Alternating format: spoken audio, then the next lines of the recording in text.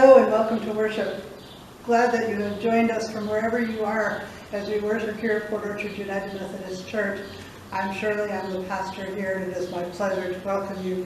Today we're going to celebrate Holy Communion, so before we go any further, perhaps you'd like to go and get yourself something for elements. I have brought a pancake today, and I brought a cup of tea. So if you'd like to stop worship and go get these things and then come back,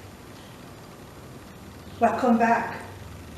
This is the Lord's house, this is the Lord's day, this is the Lord's universe and world. You are the Lord's people.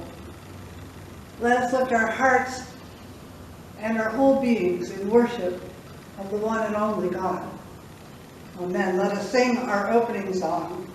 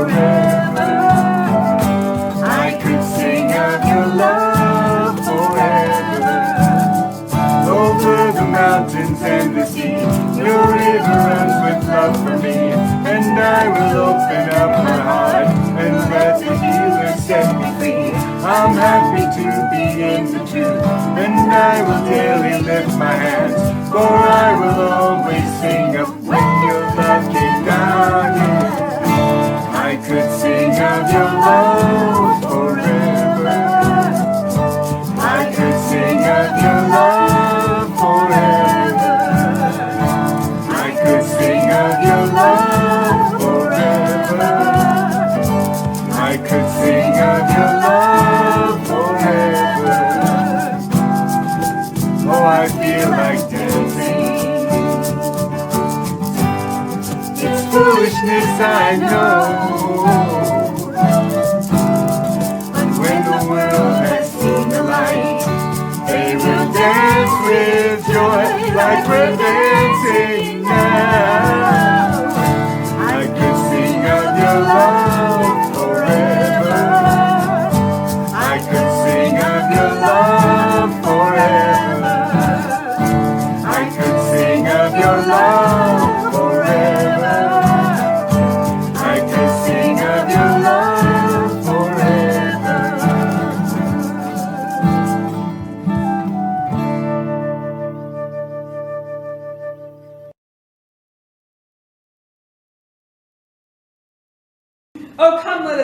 to the Lord. Let us make a joyful noise to the rock of our salvation. Let us come into God's presence with thanksgiving. Let us make a joyful noise with songs of praise.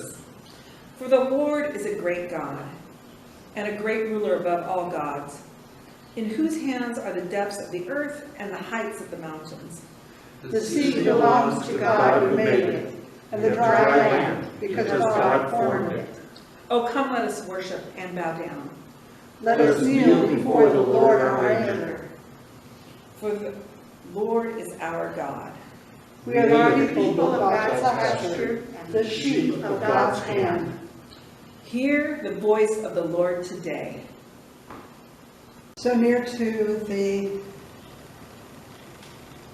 anniversary celebration, birthday celebration of our country, the United States of America, it is appropriate that we take a moment to give thanks for the privileges that we have living in this country. Whether we are citizens or guests, we have the opportunity to move about freely. We have the opportunity to worship as we choose. We have the opportunity to make choices for ourselves, and we also have the opportunity, the privilege, and the responsibility to care for one another. Part of that care is living into the ideals of our country's founders, that all persons were created equal, that all persons were deserving of the right to pursue happiness and to be treated with justice. So as we have our barbecues and our fireworks and whatever ways we celebrate, let us also remember that we have a ways to go to live into our ideals, and that each one of us can be part of making that happen. For the first part of our prayer this morning, I would like us to sing a song called "This Is My Song." And it's a song of all nations, not ours alone, for all nations have people who have similar dreams and hopes that we do. And so we lift that song up as testament and as prayer to our God. But one more thing before we start to sing. I'd like to celebrate happy birthday to our friend Mary de la Grange, who turned 103 a couple of days ago. So Mary, happy birthday, and thank you for letting us celebrate again with you. Let us sing. This is my song.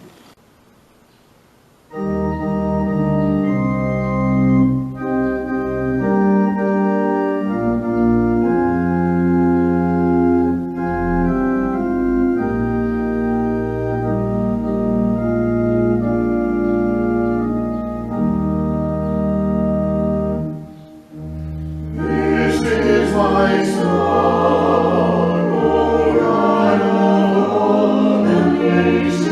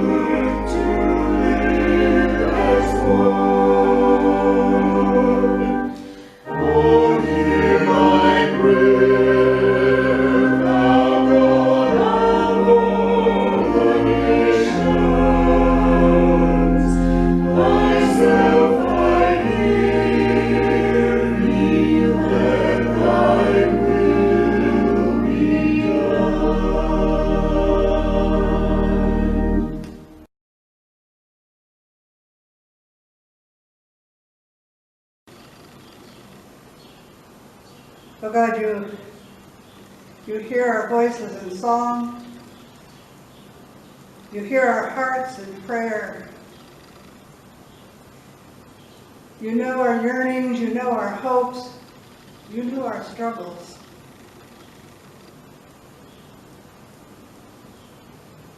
We lift these to you and we ask you to help us with them.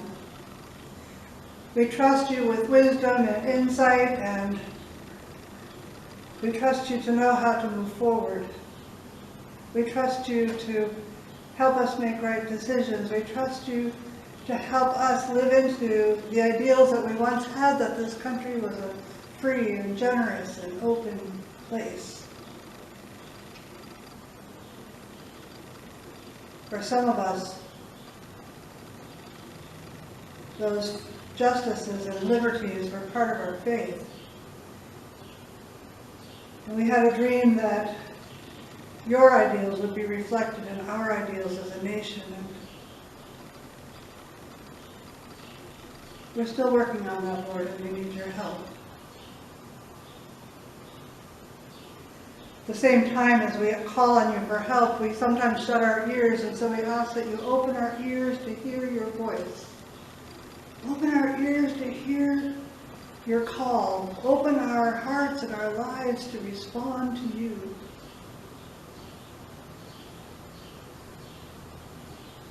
You are so generous toward us. You give us life, you give us breath, you give us opportunity and possibility. You give us your steadfast presence, you give us your Son. You give us your promises and your compassion and your forgiveness.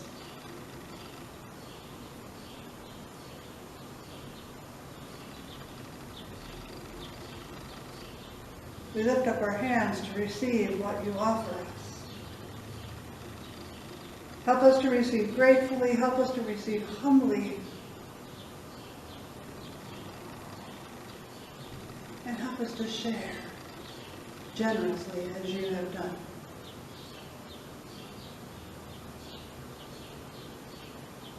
And in all things, O God, help us to draw ever nearer to you, that we may be faithful like your Christ is faithful, that we might be dedicated like your Christ is dedicated. Hear us now as we pray the prayer that you taught us to pray, saying, Our Father, who art in heaven, hallowed be thy name. Thy kingdom come, thy will be done on earth as it is in heaven. Give us this day our daily bread, and forgive us our trespasses as we forgive those who trespass against us. And lead us not into temptation, but deliver us from evil. For thine is the kingdom and the power and the glory forever. Amen. We bring our songs, we bring our prayers, we bring ourselves and our gifts. We offer our gifts up to our God with a song of doxological praise. Let us sing together.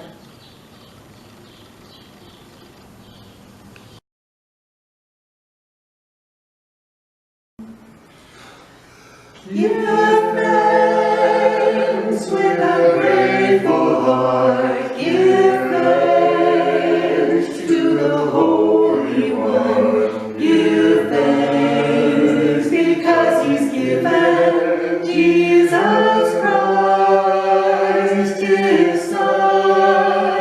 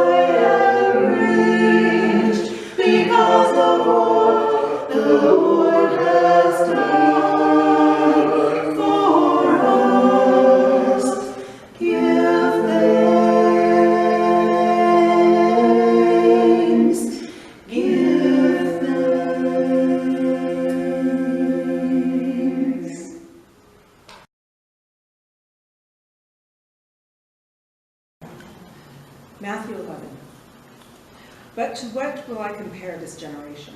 It is like children sitting in the marketplace and calling to one another. We played the flute for you, and you did not dance. We wailed, and you did not mourn. For John came neither eating nor drinking, and they say he has a demon. The Son of Man came eating and drinking, and they say, look, a glutton and a drunkard, a friend of tax collectors and sinners, yet wisdom is vindicated by her deeds. At this time Jesus said, I thank you, Father, Lord of heaven and earth, because you have hidden these things from the wise and the intelligent and have revealed them to the infants. Yes, Father, for such was your gracious will. All things have been handed over to me by my Father, and no one knows the Son except the Father, and no one knows the Father except the Son, and anyone to whom the Son chooses to reveal him.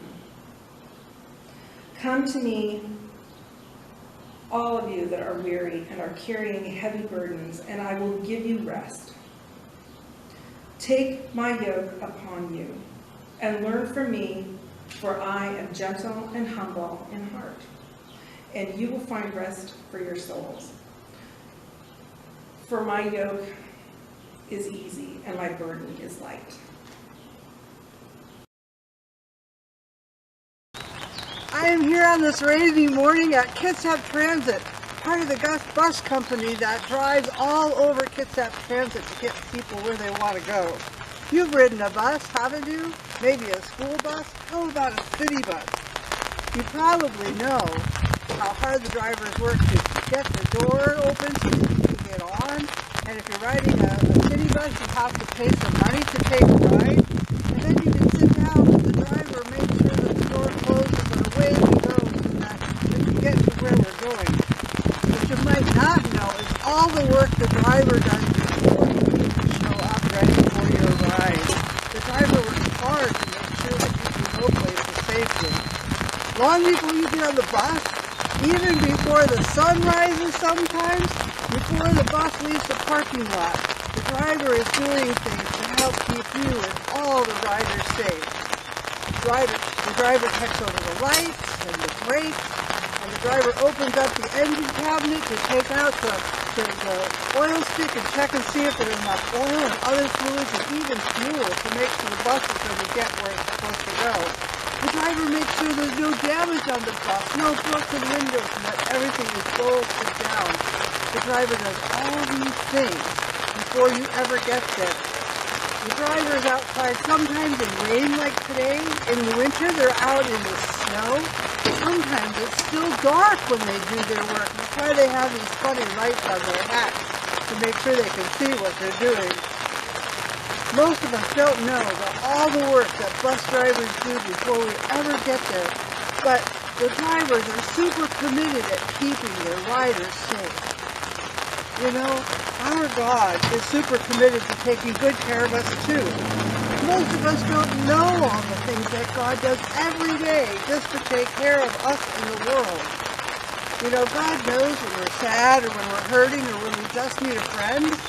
And so God is there, ready to be our friend whenever we need help feeling better. God knows when we have to make difficult decisions. God knows what we need to know to choose the right thing or the wrong thing. And so God coaches us and helps us think things through. But God always lets us do the deciding. God knows when we're confused or discouraged. And so God wants to tell us, it's okay, I'm with you. I will help you sort things out. God gives us wisdom, which is kind of like God's smarts, to help us unconfuse our thinking and to feel better about things. Wow. Sometimes we get tired from trying too hard or from worrying too much. And then God invites us to just sit down and rest. Take a break, God says, and you'll have strength to keep on going later. All these things God does for us without us even asking. Although God does like when we ask. You know, God knows that living can be fun and happy, but God also knows that living can be difficult, full of hard things to do, and God wants to help us in every way. God helps bus drivers do a great safety check, and God helps us by taking care of us every day.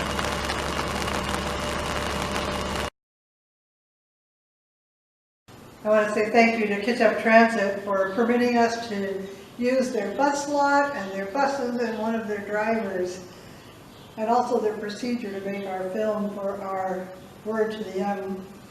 I also want to say thank you to my husband, who ran around like the bus driver that he is, doing the pre-check of the bus in the rain. And thank you to my son, who stood there holding the umbrella over the camera. I just got to get wet, but that's okay. It was a delight to do that. Just because we cannot see the drivers doing their pre-check doesn't mean it's not being done, that it's not real.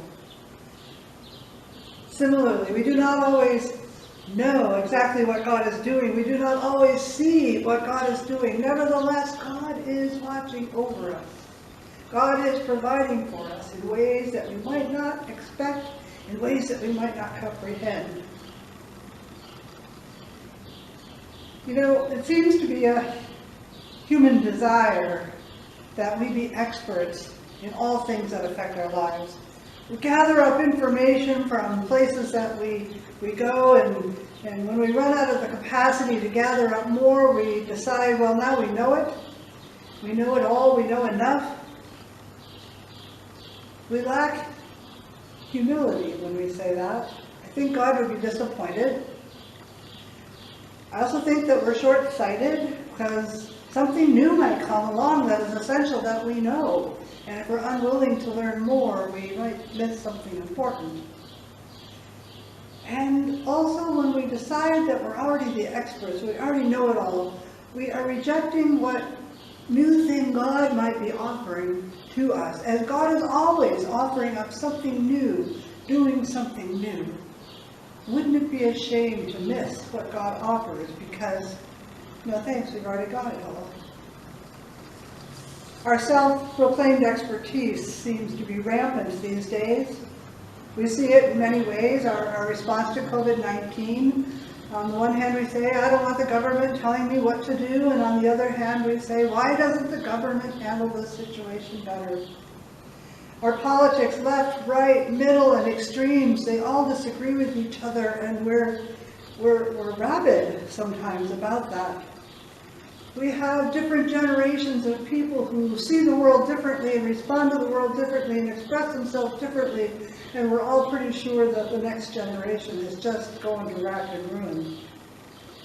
Even in churches, we disagree about how to express our theology, how to respond to God's love and God's call, and whether it's more important to serve or to get saved. The scriptures show us that some of these attitudes are thousands of years old. The topic might be different, but the attitude is nothing different. Anyone who makes us uncomfortable or disagrees with us makes us wiggle in our skins, and we want to dismiss them. They're not worthy of our time. John the Baptist was one of those. His ascetic ways made other people squirm and made them say, ew, he look at the clothes he wears. Ew, look at the food he eats. He must be crazy. His strict rules for the way he lived made people feel guilty about their laxness in their rules. And besides, the words that he said about a new king coming, that was revolutionary. It would stir up those Romans, which is something we definitely don't want to do. Jesus lived rather the opposite of his cousin John the Baptist. Jesus lived a rich and full life, and he ate and drank with many kinds of people. So his critics dismissed him, libertine and gluttonous. Jesus easily set aside the rules that violated the compassion of God and the justice of God. That made the rule followers nervous. And his talk about the new kingdom, about a new way, made everybody anxious that those Romans would come and get us. It also made people defensive. What's wrong with the way we've been doing things? We've always done things this way. We're keeping the scriptures according to what Moses gave us. And as you know, when someone has dismissed you as not worth listening to, then nothing you say will matter. What you say will not be heard. Thus, many did not hear John the Baptist's announcements that the Messiah was coming. Many did not hear Jesus' gospel message of grace and life everlasting. This past week, I read a story. It's called The Song of Bernadette by Franz Werfel. I read the Reader's Digest condensed version. The story is of a young girl, Bernadette Subaru. She's 14 years old at the time the story begins, and she saw a divine vision in a grotto near Lourdes, France. The year was 1858, and no one believed her that she saw anything. She was not a very good student, as is proved by her inability to remember her catechism for religious instruction, and so everybody just said, well, she's stupid. It's clear that she has not had a vision because God would not speak directly to the stupid. She was from a poor family, a family who had lost their mill when the stream that turned the wheel dried up. And obviously, God would not speak to somebody who was from a poor family, who didn't have the status like nobility. No one believed her. She was a girl. Enough said. She was beaten for her story. She was mocked. She was accused of being a fraud. She was arrested. She was hospitalized for the mentally ill. In 1879, she died at the age of 35. And while the common people believed her fairly early on, eventually others were convinced by her continued belief, by her piety, by her sacrificial living, and by the divine experience of healing and presence that others also felt when they were with her. In 1933, the Roman Catholic Church finally canonized this young girl. Her name was Bernadette. They canonized her as a saint.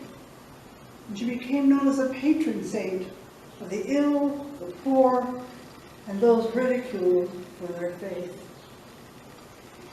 Even Mr. Werfel, who wrote her story, although he was Jewish, was moved by her faith and her witness. While it sometimes seems as if some people have all the luck and all the riches, Jesus saw things differently, and he thanked God for hiding God's wisdom and revelation from those who seem to have it already. He said, I thank you, Father, Lord of heaven and earth, because you have hidden these things from the wise and the intelligent, and you have revealed them to infants. Elizabeth Johnson, a theologian, writes, the wise and intelligent of whom Jesus refers may be any who reject Jesus and his message, but perhaps especially the religious leaders whom Jesus often rebukes for their self-importance and hypocrisy. Johnson also writes, the infants, on the other hand, are not regarded as wise or important. They are the poor in spirit, the meek, the merciful, the persecuted, all whom Jesus called blessed. They are the sick and the lame and the lepers and the demon-possessed and the tax collectors and the sinners who come to Jesus for the healing of body and spirit. Johnson goes on to write, it is God's gracious will to act in ways that confound human wisdom. And so these infants see what the wise cannot, that Jesus is sent by the Father, and that Jesus reveals the Father. Sometimes the messages of God are delivered to us through surprising sources. Jesus tells us this hiding and sharing is an act of grace on God's part. God's self-revelation through Jesus is an act of grace. And so in another act of grace, Jesus turns to us during his conversation with God and says to us, draw near. You and I, we've been invited into the divine fellowship. We've been invited to bring our burdens. We've been invited to share our load with Jesus, who also has a load for us to bear with him. Let us come like children, like innocent ones, like those who are asking the questions without pretending or believing we already know the answers. Let us come as the discouraged and the dispirited ones, celebrating the ideas of freedom and justice for all in a place where that is not true, where honesty recognizes how we have benefited from those situations and where we admit that we don't know how to fix it fast enough. Let us come, those of us who are isolated and afraid, wanting to seize the days and live them their fullest with those whom we love, and yet we're staying apart and alone as an expression of our love against the microscopic enemy ravaging our world. Let us come, those who are bewildered and confused, those who are yearning for simple answers to complex questions and aching to hear God's clear direction, sending us in ways we have already chosen to go. Let us draw near to the one through whom God is revealed and made known, through whom grace is experienced, and through whom life is given. Today we have the opportunity to experience Holy Communion. I'm going to move over to the table and uncover our elements. But when we come to Holy Communion, it's not just a ritual that we do. It's not just an action that we go through every now and then. When we go to Holy Communion, it is as if we come near, as if we draw near to the Christ who has been among us. It is as if we come into the presence of the Holy and sit down for a sacred meal with the one who is the self-revelation of God. So imagine, if you will, that it's brunch time, and Jesus has arrived, and we have arrived.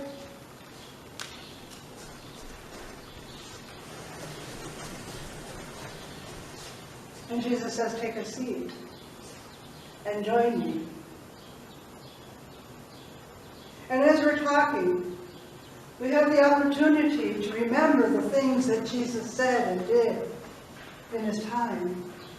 We have the opportunity to remember what it all meant and what it can continue to mean for us. And so as we sing our song,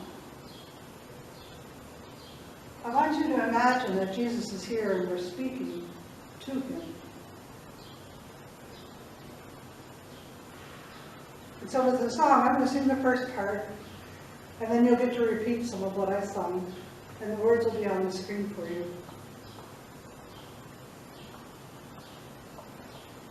Jesus, on the night you were betrayed, you took the bread.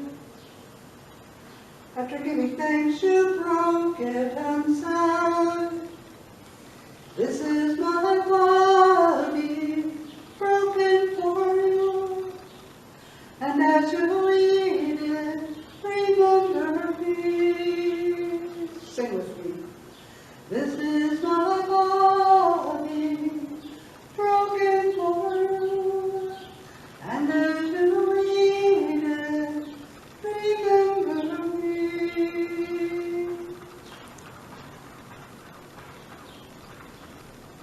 Jesus, on the night you were betrayed, you took the cup.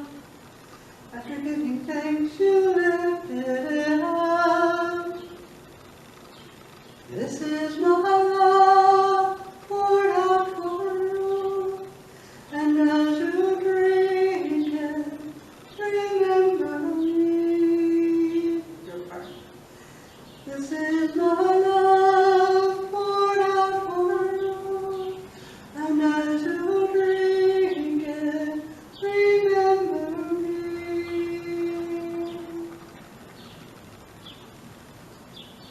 Oh, Jesus, it's so good that you are here. So we thank you for the cup and for the bread, for we see the life you gave, the life you led, and we remember your wondrous love.